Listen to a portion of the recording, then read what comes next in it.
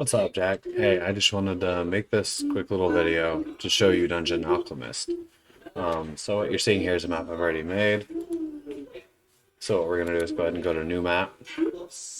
So what I'm doing with these maps is this is a pre-done adventure that I got through a Kickstarter. So maps are already made for it, but the maps that are made for it are very basic. They're just squares. So I'm just recreating the general shapes from the map files by counting out the grid that's used in their maps, just how many squares there are, and then putting that here. So I figured out there's 11 wide on the map that I wanted to do. So I'm going to go ahead and put in a 16 for the width. Oops, didn't mean to switch scenes. 16 for the width. So that way I get three squares on either end of what I need for my map, so that there's a little bit of room outside as well. And then I think I decided on I needed 28 to have 3 on the top and the bottom as well for the map that I'm going to make. So 16 by 28, create. And it just creates a 13 or 16 by 28 map for me. So then I reference my map again, and I know I always start in the top left corner when I'm like copying a map from something that's already made on remaking it in Dungeon Alchemist versus like just making your own map. If you're making your own map, you kind of start and do it kind of where you want it.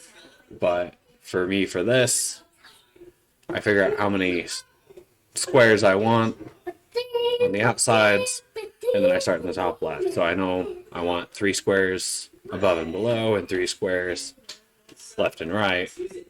So I start in the top left corner, so I'll go 3 squares down and 3 squares in. So this is going to be the topmost section of my my corner here. Okay, and this is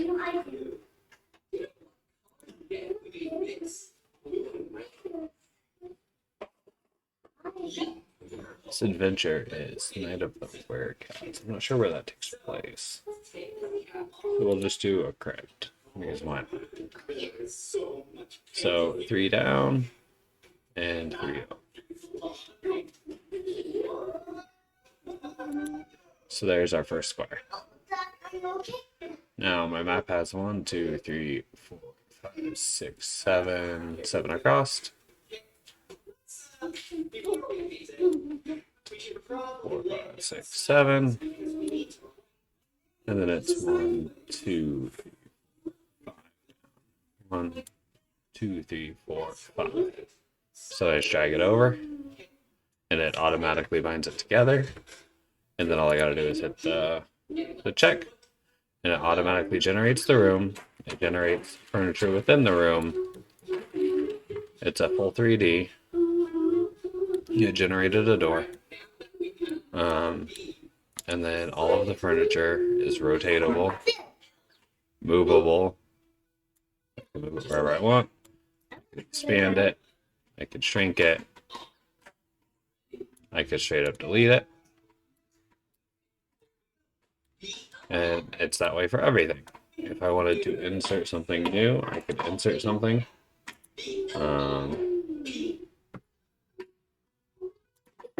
So I want a picture on the wall over here. I can put a picture on the wall over there. Or I want a little jack-o'-lantern in the corner. Set in the corner. I want a giant pumpkin. There we go. Okay.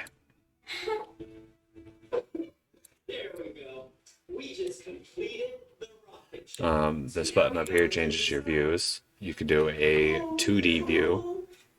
So if you're uploading to a virtual tabletop and you didn't want it to have like a 3D look to it, you could do a 2D view. or there's the 3D from the top down, or there's a 3D angled. I just think it's a little easier to work with when it's like this. So my next one is 3 in and 1 down. So my next room is going to be right there.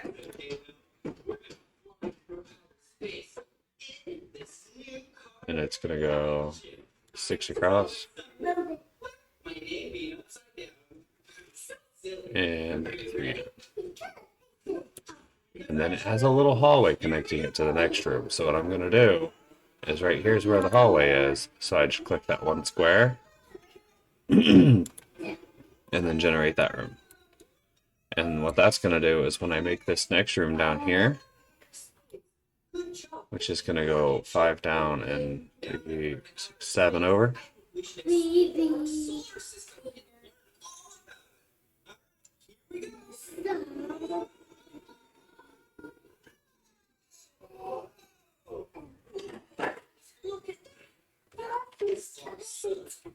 It will put a door right there. Should have put a door right there, but it didn't. But either way, I could have put a door in there.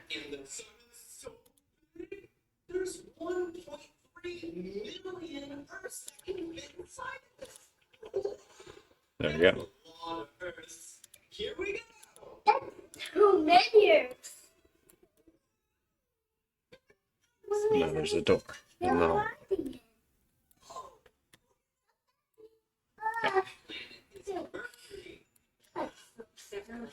I am going to go ahead and delete this so because it's kind of messed up on it a little bit.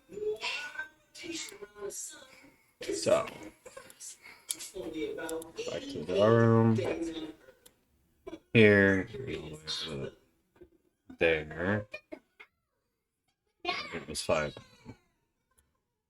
Okay, because I need one more right here. And one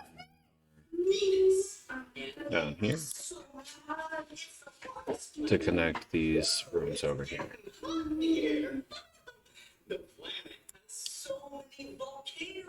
And I go ahead and do that's a 6 by 6. And that's one right there.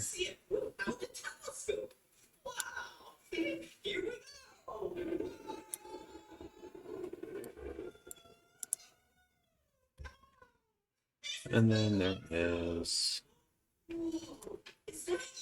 4 squares going down right there. So, okay. And then the AI will automatically generate our stuff.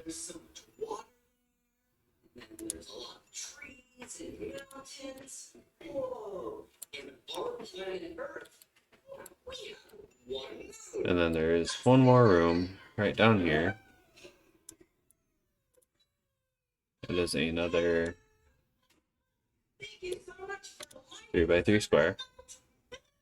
And there we are. There's our dungeon map. So now all I gotta do is reference the adventure sheet and see what it says about traps or particular furniture. If there's anything that's supposed to be in like one portion of it, so that I could find something similar in here. This is still in beta, so there's a lot more that's going to be put in that's not in as far as furniture and all of that, and even different room types. But yeah, so just decorate and edit to your heart's content via the options in here. It's pretty easy. And if I wanted, I could even go outdoors. And this is something I think is really cool too. Is I could go outdoors and I could just drag all along all of this. Click it and let it do it. I don't know why it did that. Just there, but it takes it a little bit. The more you select, the longer the AI is going to take to do it.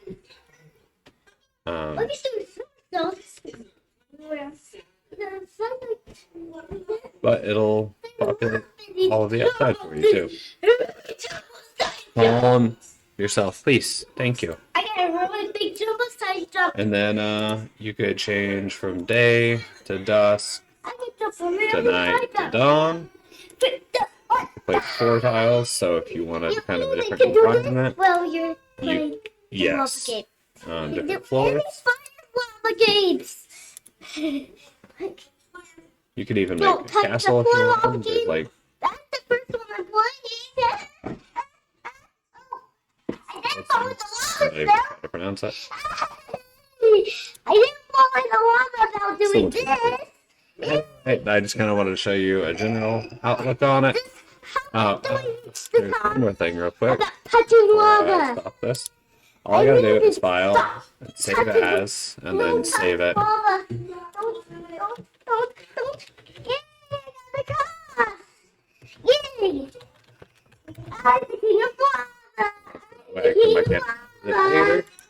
And then all I gotta do is click export. Aubrey, hold on. Get King of Lava. Hold on, okay? Export. I select what I want to export it to. As Roll20, it has Foundry. As Fantasy Grounds, I'm using Foundry. So I click export. And then it generates a new file, a different file type. So I save that. It exports. It says it's complete. So then, if I open up my Foundry, let me see if I can do this without too much.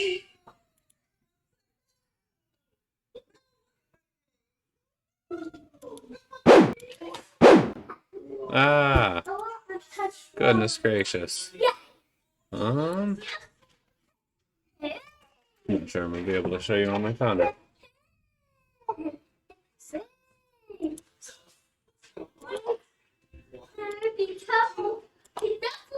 There. Okay, so on my Foundry, all I gotta do is create a new scene.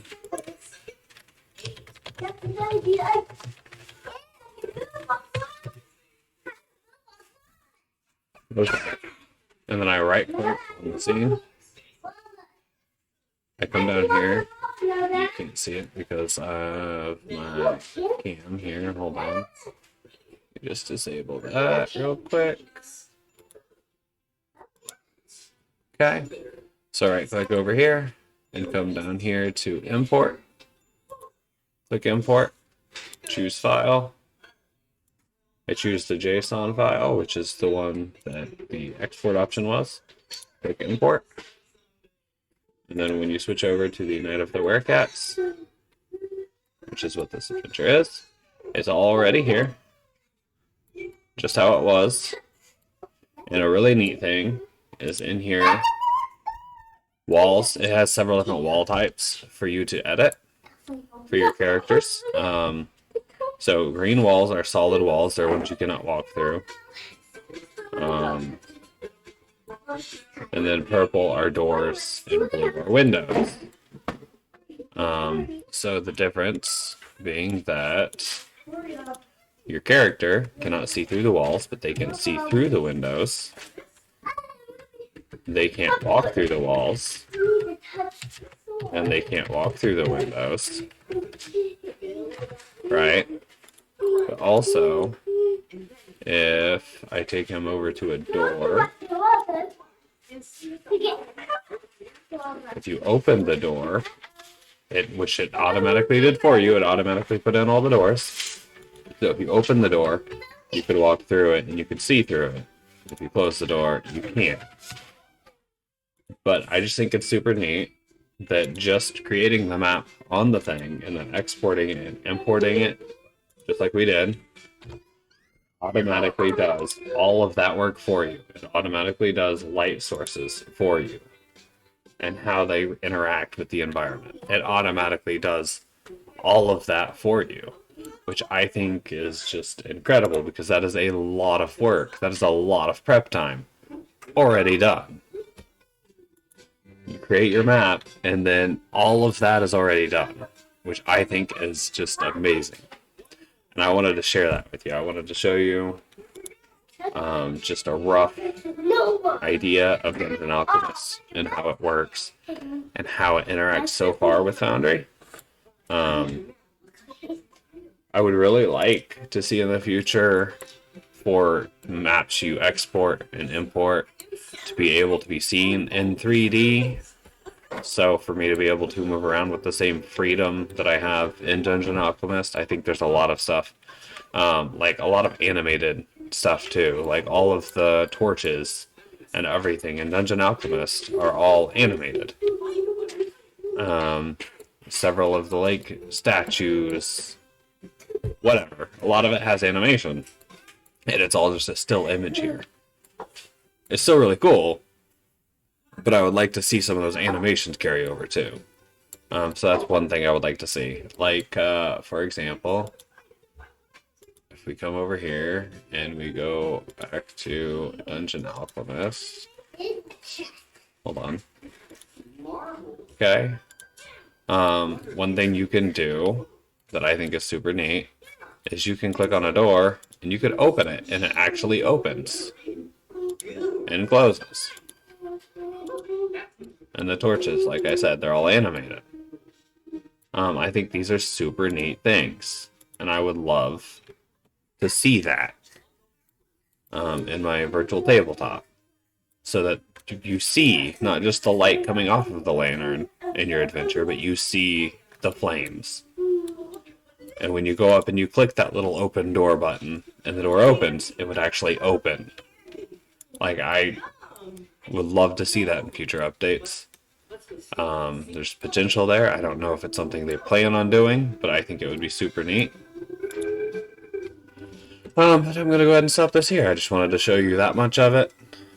I meant to show you in Discord live, but we haven't really had a good opportunity, and I think this is probably the best I'm going to get.